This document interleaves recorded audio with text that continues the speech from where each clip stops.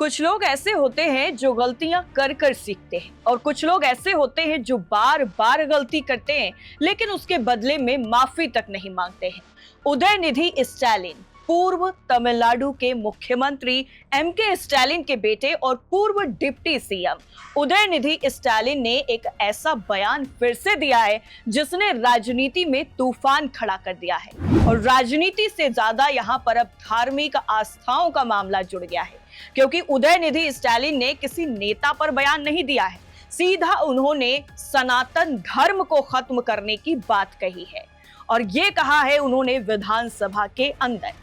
तमिलनाडु में विजय जोसेफ जो है वो मुख्यमंत्री बने हैं, अभी हाल ही में उन्होंने शपथ ली है और ऐसे में आज उनको बहुमत साबित करना था, तो 144 विधायकों के साथ उन्होंने बहुमत साबित कर दिया है और वो इसमें पास हो गए हैं, यानी फ्लोर टेस्ट उन्होंने पास कर लिया है। लेकिन इससे पहले जो घटनाक्रम हुआ वो लोगों को चौंकाने वाला था और सवाल उठा रहा है कि क्या सनातन धर्म को खत्म करना इतना आसान है?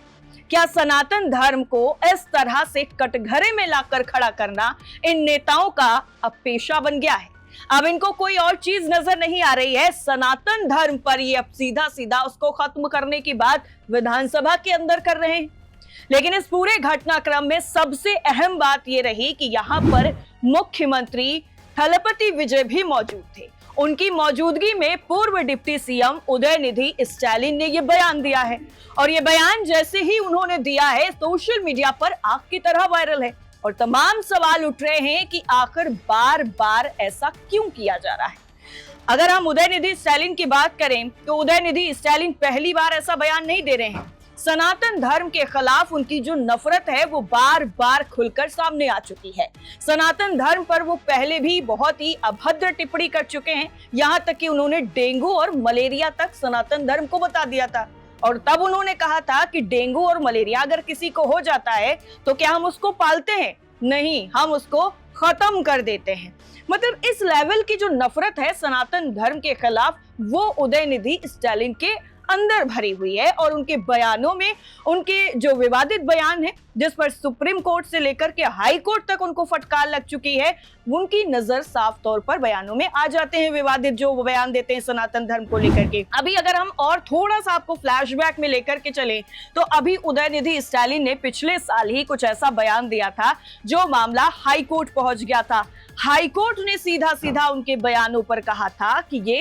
हेट स्पीच है, इसको किसी भी तरह से बर्दाश्त नहीं किया जा सकता। लेकिन फिर भी उदयनिधि स्टैलिन अपने बयान पर कायम रहे और उन्होंने कहा कि भाई मैं माफी नहीं मांगूंगा, मैंने जो कहा है मैं उस पर पूरी तरह से अभी भी टिका हुआ हूं, मैं अपने बयान से पीछे नहीं हटूंगा। उदयनिधि स्टैलिन जो है वो जिस तरह से सनातन धर्म को टारगेट करते हैं, तो अब उनके जो पिताजी पहले जो मुख्यमंत्री हुआ करते थे तमिलनाडु के, जो पूर्व मुख्यमंत्री बन चुके हैं, तो उनके पिता से जोड़ करके भी उनको देखा जाने लगा कि उनके पिता इस तरीके से क्या वो भी सनातन के बारे में ऐसा ही सोचते हैं। तो देखिए ये एक व्यक्ति की विचारधारा हो सकती है, किसी एक व्यक्ति की वजह से हम पूरी पार्टी पर सवाल खड़ा नहीं कर सकते। लेकिन हाँ, एक बात तो ये है कि डीएमके की तरफ से या फिर एमके स्टैलिन की तरफ से इन बयानों का खंडन जरूर नहीं किया गया। यहाँ पर तब ये सवाल खड़ा हो जाता है कि क्या कहीं जो खामोश सहमति है वो कहीं तो नहीं मिल रही थी।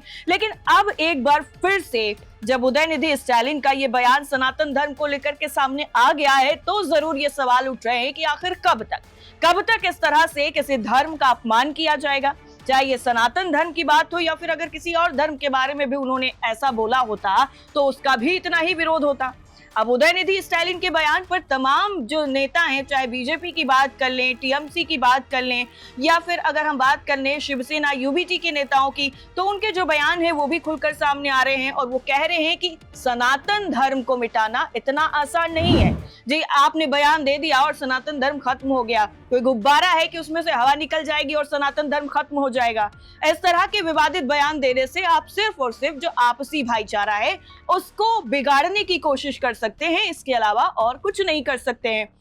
अब ये जो उदयनिधि स्टैलिन का बयान है, इसके पहले कोर्ट ने उनके बयान पर उन्हें बहुत ही ज्यादा फटकार लगाई थी, लेकिन फिर भी उन्होंने कोर्ट की फटकार के बाद, कोर्ट की नसीहत के बाद कुछ नहीं सीखा और इस बार तो विधानसभा के अंदर खड़े होकर मुख्यमंत्री के सामने, जिसको लोकतंत्र का मंदिर कहा जाता है, वहां पर खड़े होकर के आप इस तरह से किसी धर्म के प्रति आप अपनी नफरत दिखा रहे हैं, तो जनता पर इसका क्या असर पड़ेगा। हालांकि देखिए, जनता ने अपना फैसला वाकई इस बार तमिलनाडु में सुना दिया है कि सनातन धर्म का विरोध करने वालों को किसी भी तरीके से सत्ता में जगह नहीं मिलेगी। और डीएमके की हार की वजह कहीं न कहीं उदयनिधि स्टालिन के बयानों को भी इस बार देखा गया है कि उदयनिधि स्टालिन ने जिस तरह से सनातन धर्म पर कटाक्ष किए, उसको डेंगू मलेरिया कहा, उसको खत्म करने की बातें कही, आह्वान किया कि भाई सनातन को खत्म कर दो, तो इसका इफेक्ट जनता पर भी हुआ। भले ही अगर हम तमिलनाडु की बात करें तो वहां पर कल्चर अलग है, लेकिन सनातन धर्म की बात जब आती है तो सभी लोग एकजुट नजर आते हैं। और यही तमिलनाडु की जनता ने इस बार